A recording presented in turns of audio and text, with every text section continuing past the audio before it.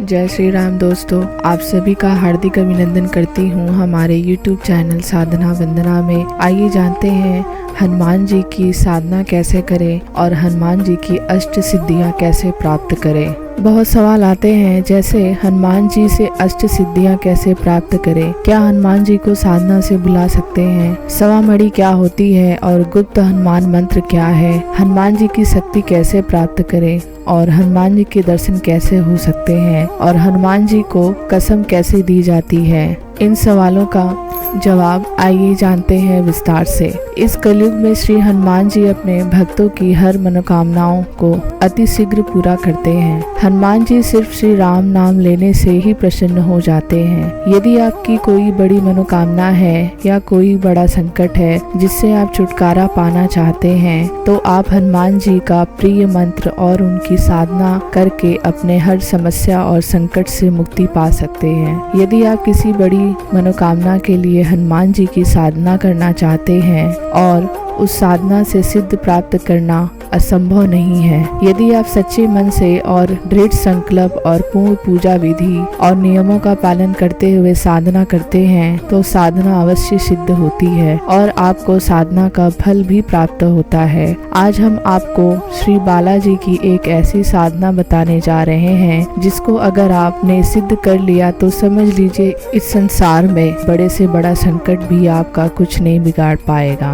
हनुमान जी की अष्ट सिद्धियाँ कैसे प्राप्त करें, आइए जानते हैं। हनुमान जी साधना का सबसे उपयुक्त स्थान नदी, नहर, कुआं, तालाब का किनारा होता है। वहां पर केसरिया आसन बिछाकर साधना करनी चाहिए। यदि आपके पास ये सुविधा ना हो तो आप अपने घर का एक शांत कमरा चुन लें। उसके बाद उस कमरे को गौमूत्र या गंगा जल छिड़क कर अच्छी तरह से पवित्र कर ले। उस कमरे के पूर्व दिशा की तरफ एक चौकी स्थापित करें और उस पर केसरिया रंग का आसन बिछा ले। शुक्ल पक्ष के प्रथम मंगलवार से यह साधना शुरू करनी चाहिए। केसरिया आसन पर हनुमान जी की प्रतिष्ठित मूर्ति के सामने बैठकर घी का दीपक जलाकर 5 मुखी रुद्राक्ष की माला पर नित्य 7 माला 41 दिन करने से सिद्धि प्राप्त होती है। आइए जानते हैं हनुमान जी की चौकी कैसे लगाएं। केसरिया आसन के सामने चौकी बनाएं। 3 ईंट रखकर उस पर लाल कपड़ा बिछा लीजिए और उस चौकी के ऊपर हनुमान जी का सिद्ध यंत्र और हनुमान जी के प्रतिमा को स्थापित करें और उसकी पूजा अर्चना करें। चौकी एक मिट्टी का कलश स्थापित करें। चौकी पर एक मिट्टी का कलश स्थापित करें और उस कलश में पानी भरकर रखें और उस कलश के ऊपर एक पानी वाला नारियल लाल कपड़े में लपेटकर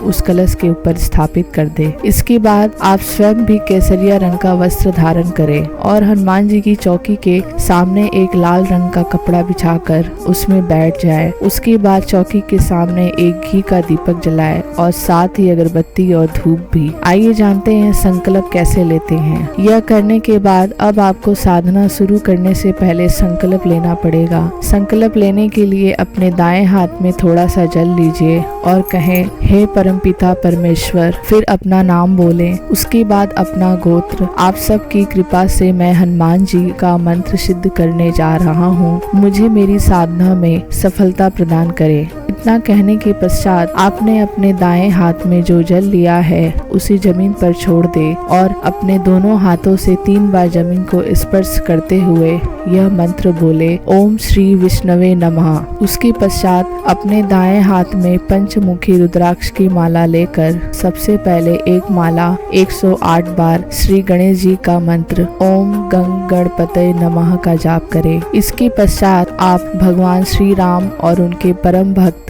श्री हनुमान का स्मरण करते हुए निम्नलिखित मंत्र का जाप शुरू कर सकते हैं। शुरू के कुछ दिन तो आप मंत्र जाप बोलकर भी कर सकते हैं। जब बाद में मंत्र अच्छे से स्मरण हो जाए तो मंत्र का उच्चारण मन ही मन भी कर सकते हैं। आप में जितना भी सामर्थ्य हो उसके हिसाब से आप मंत्र जाप की संख्या तय कर सकते हैं, जैसे कि 1 माला, 3 माला, 5 माला या 7 भी कर सकते हैं और औसतन यह हर रोज 45 मिनट का जाप है। हनुमान साधना मंत्र क्या है और गुप्त हनुमान मंत्र क्या है, आइए जानते हैं। हनुमान जी का मूल मंत्र ओम हुम हनुमंते रुद्रात्मकायम हुम फट। आइए जानते हैं हनुमान जी की साधना का क्या समय है। साधना का समय बहुत महत्वपूर्ण होता है। हनुमान साधना के लिए मंत्र जाप का जो समय है वह सुबह 7:15 से 8:15 या 9:15 या 10:15, इनमें से कोई भी एक समय आप निश्चित कर सकते हैं। ध्यान रहे जो भी समय आप निश्चित करें पूरे 41 दिनों तक उसी समय उस मंत्र का जाप शुरू करना है। एक बात और महत्वपूर्ण है, 41 दिनों तक श्री हनुमान जी की चौकी को हिलाना नहीं है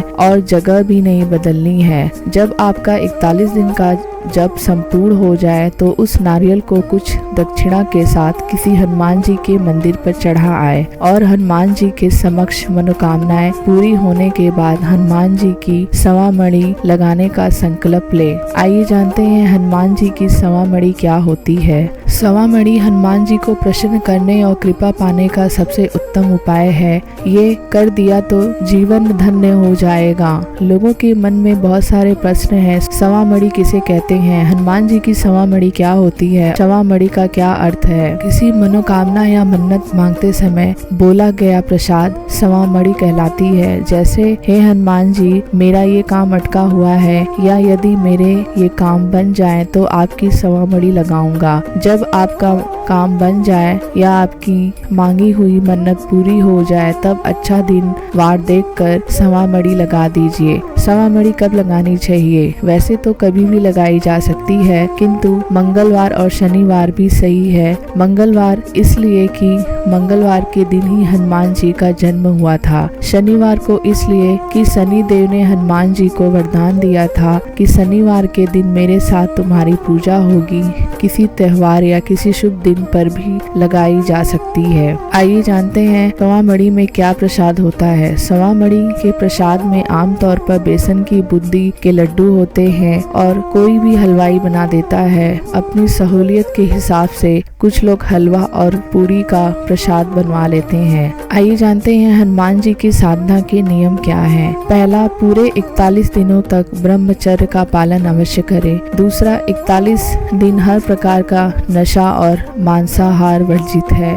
तीसरा, साधना काल के दौरान अपने घर का विशेष तौर पर साफ सफाई का ध्यान रखें और स्वयं भी शुद्ध रहे। चौथा, साधना के समय केसरिया वस्त्र अवश्य धारण करें और केसरिया वस्त्र धारण करने के बाद ही मंत्र जाप करें। पांचवा, साधना काल के दौरान अपने मन में कोई भी बुरे विचार या नकारात्मक सोच या किसी के प्रति कोई द्वेष न लाएं। अगर आपका नियम पूर्वक और श्रद्धा पूर्वक करते हैं तो आपकी साधना सिद्ध हो जाएगी और आपकी बड़ी से बड़ी मनोकामनाएं या बड़ा से बड़ा संकट हनुमान जी स्वयं हर लेंगे। धन्यवाद दोस्तों। अगर यह जानकारी आप लोगों को अच्छी लगी हो तो हमारे चैनल को लाइक, शेयर और सब्सक्राइब कीजिएगा।